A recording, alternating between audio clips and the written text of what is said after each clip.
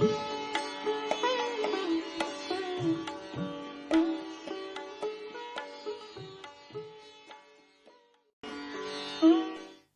रामचंद्राय नमः। सद्गुरुदेव परमात्मने नमः। आप श्री सद्गुरुदेव की सन्निधि में हैं और अब भक्ति, ज्ञान, विज्ञान और शास्त्रों के प्रकरण से कुमारी कुमुदिनी बेन पंजवाणी के लिखे ग्रंथ सद्गुरुदेव की सन्निधि से अब और एक विषय और कुछ और विषय लेते हैं। पहला विषय 394 पुष्ट पर है, 394। वह है मुक्ति निरादरी भगति लुभाने। सगुन उपासक मुच्छन लेही, ताकह राम भगति निज देही। काम आदि मद दंभ न जाके, तात निरंतर बस मैं ताके। उस भक्त को कोई कामना नहीं उठती, रसैक्य के आनंद सागर में निमग्न रहता है। उसे अभी संस्कृति का भी डर नहीं, अपितु उसे तो अब बार बार जन्म धारण करके भगवद तत्व का प्रचार प्रसार ही करना है। ऐसे परम भगवत परम प्रेमी के हृदय में भगवान व भागवत का रसैक्य अत्यंत आनंदमय है। ऐसा परम भागवत भगवत तत्व से ऐक्य रूप होकर सगुण या निर्गुण दोनों रूप से हमेशा लोक कल्याण में रत रहता है।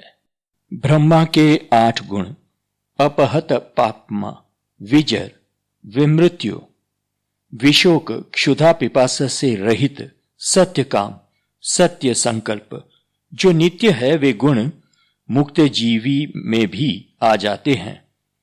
ब्रह्म के समान हो जाता है, परंतु ब्रह्म नहीं होता, कारण कि समान होने पर भी मुक्त जीव को ब्रह्म से भेद रहता ही है।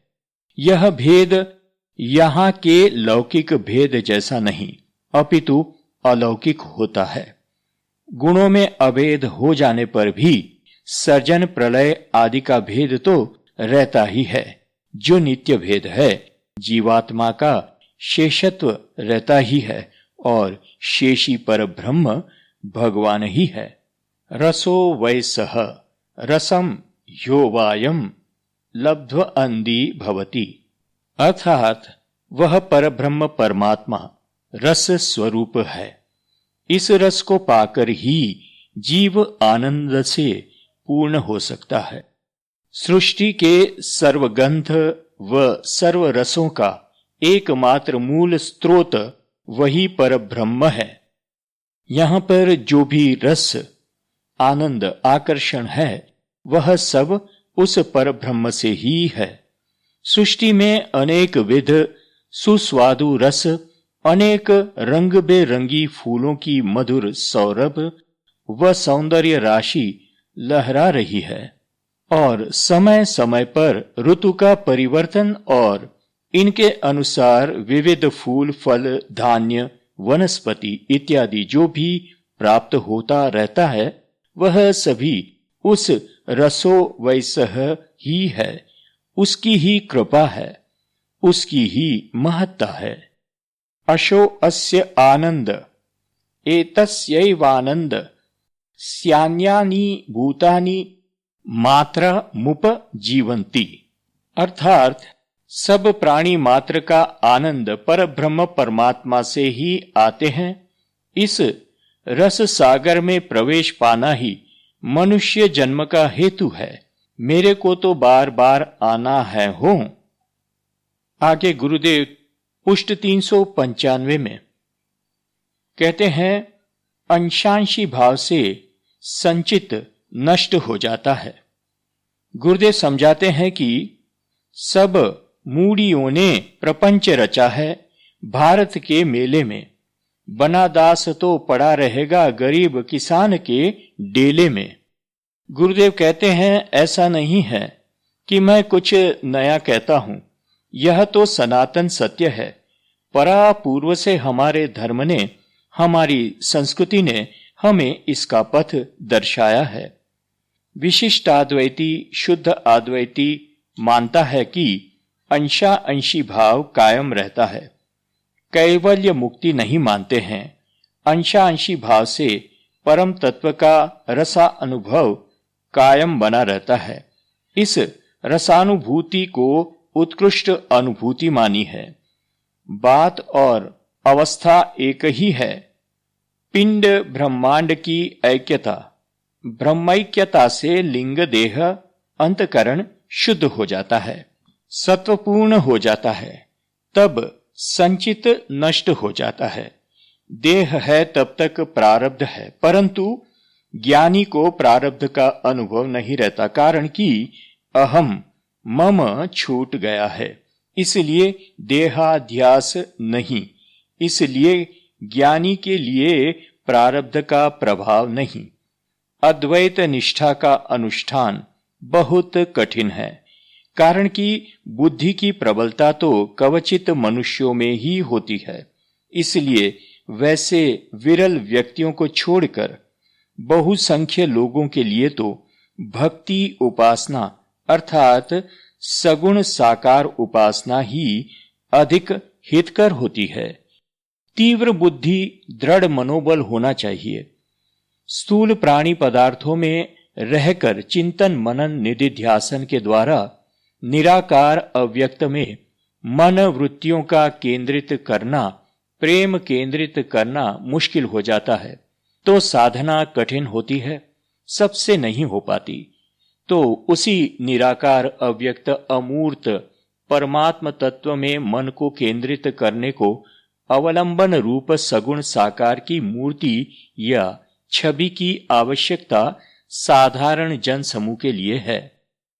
सगुण व्यक्त और मूर्त स्वरूप में मन को केंद्रित करने की अवलंबन रूप सगुण साकार की मूर्ति, सगुण व्यक्त और मूर्त स्वरूप में मन को केंद्रित करना सरल है।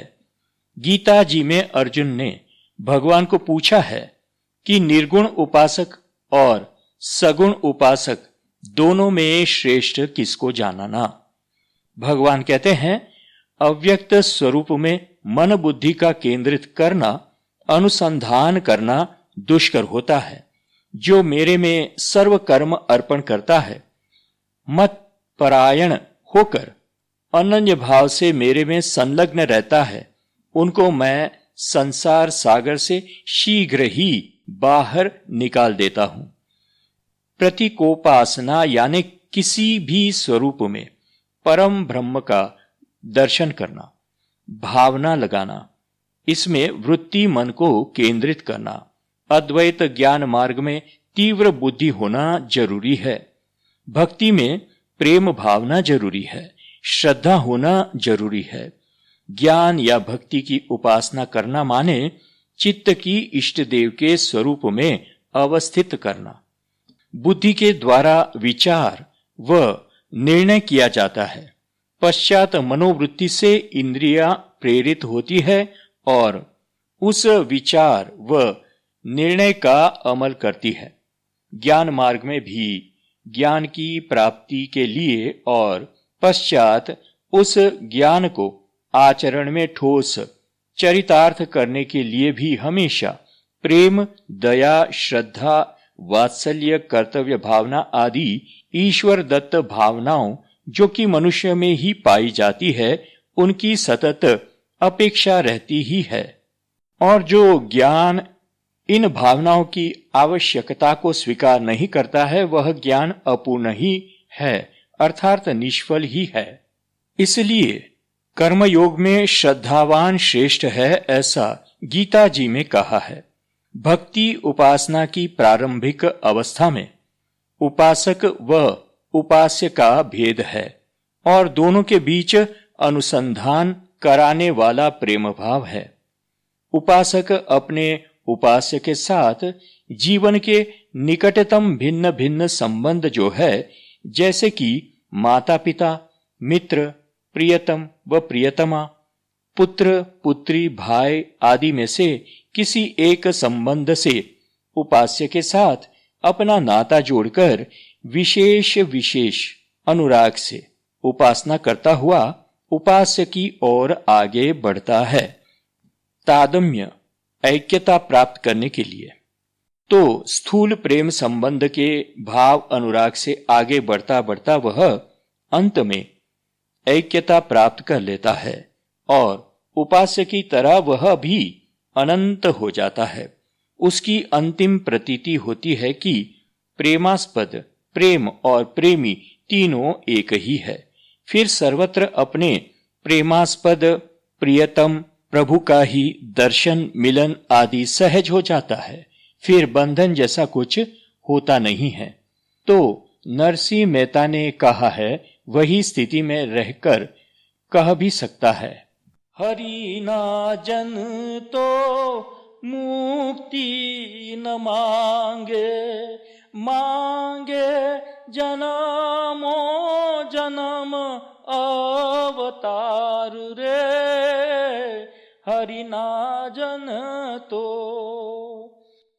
धन वृंदावन धन ए लीला धन ए व्रज नावासी रे, हरि ना जन तो ए रसनो स्वाद शंकर जाने के जाने शुक जोगी रे, हरि ना जन तो मुक्ति न मांगे। आगे गुरुदेव समझाते हैं पुष्ट 399 में परमाणु का असर। गुरुदेव कहते हैं कि पृथ्वी की ओर देखकर पैर रखना, जल को कपड़ों से छानकर पीना, वाणी को सत्य से पवित्र करके बोलना और मन से विचार करने पर जो उत्तम प्रतीत हो वही करना। पानी और मिट्टी से अपवित्र परमाणु मिटते हैं। सूर्य के ताप से भी अशुद्ध परमाणु मिटाने की शक्ति है और झटकाने से पवन से भी परमाणु मिटते हैं।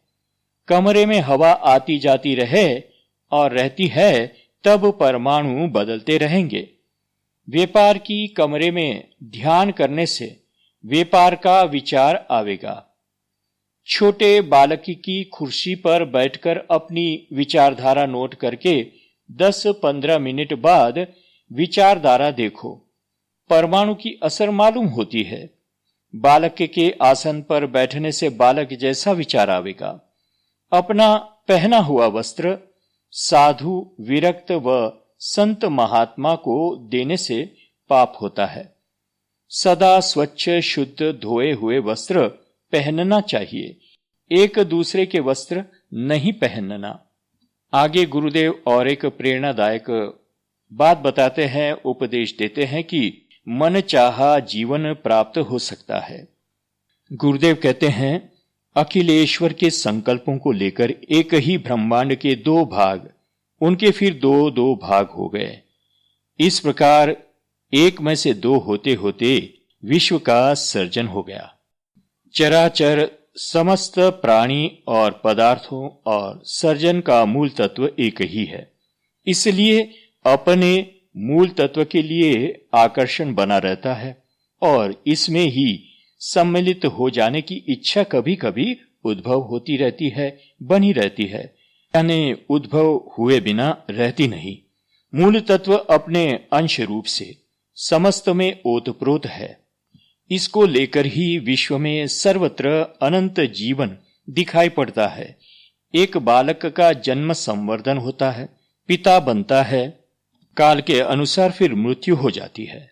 स्थूल देह का नाश हो जाता है, परंतु उसमें अंश रूप से रहा हुआ मूल तत्व अव्यक्त रूप से उतना ही गतिशील क्रियाशील रहता है। वह अपने को फिर से व्यक्त करना चाहता है, पुनर्जन्म प्राप्त करता है। इस प्रकार असंख्य शरीरधारी जीव अपने जीवन में अविरत क्रियाशील रहता है। तात्पर्य कि अखिलेश्वर के अंश को धारण करने वाले असंख्य शरीर भी उसी तरह परिपूर्ण है, सर्व परिवर्तनशील है। केवल आत्मा शाश्वत है, वही नए नए रूप धारण करता हुआ व्यक्त होता रहता है, वही अमर है।